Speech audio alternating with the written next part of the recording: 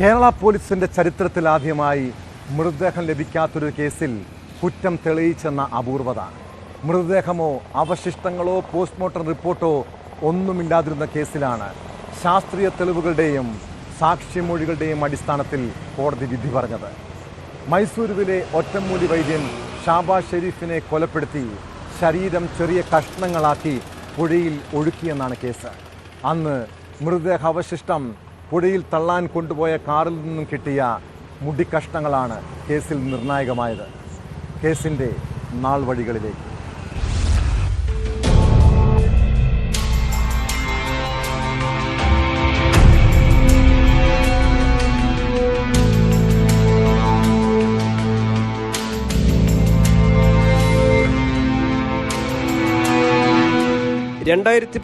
August 1 പാരമ്പര്യ വൈദ്യൻ മൈസൂരു സ്വദേശി ഷാബാസ് ഷെരീഫിനെ ചികിത്സയ്ക്ക് വേണ്ടിയെന്ന് പറഞ്ഞ് ഷൈബിൻ അഷ്റഫിന്റെ കൂട്ടാളികൾ വീട്ടിൽ നിന്നും വിളിച്ചിറക്കുന്നു. മൂലക്കുരുവിനുള്ള ഒറ്റമൂല്യ രഹസ്യം ചോർത്തുകയായിരുന്നു ലക്ഷ്യം.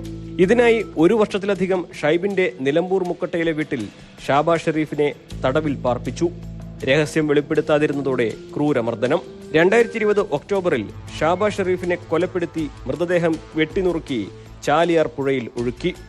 2022 ഏപ്രിൽ 24 നിലമ്പൂർ സ്വദേശിയായ ഷൈബിന്റെ വീട്ടിൽ ആക്രമണമുണ്ടായി.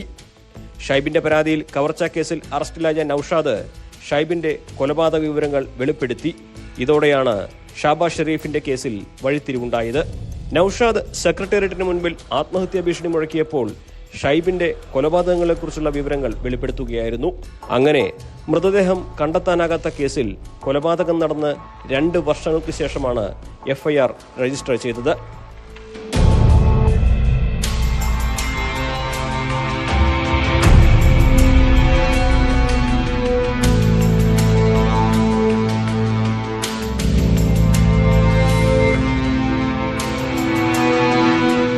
മുൻ മലപ്പുറം പോലീസ് മേധാവി സുജിത് ദാസ് നേതൃത്വത്തിൽ പ്രത്യേക അന്വേഷണ സംഘം രൂപീകരിച്ച് നടത്തിയ അന്വേഷണത്തിൽ നിർണായക തെളിവുകൾ ലഭിച്ചു.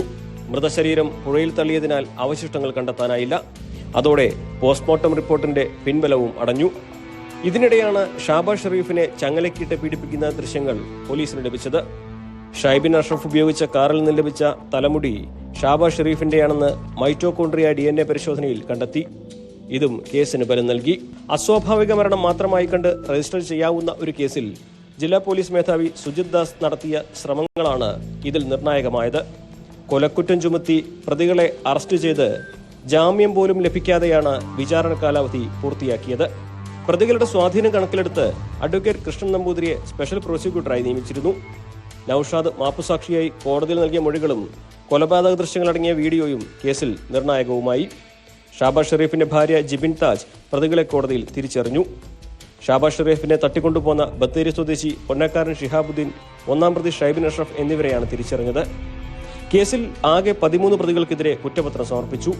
ഇതിൽ 3 പേരെയാണ് കുറ്റക്കാരെന്ന് കോടതി കണ്ടെത്തിയത്.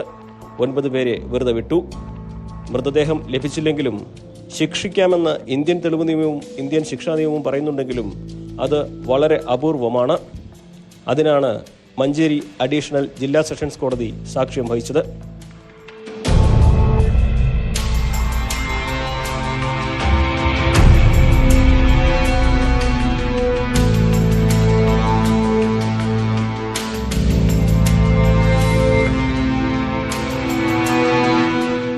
ന്യൂസ് 18 മലപ്പുറം.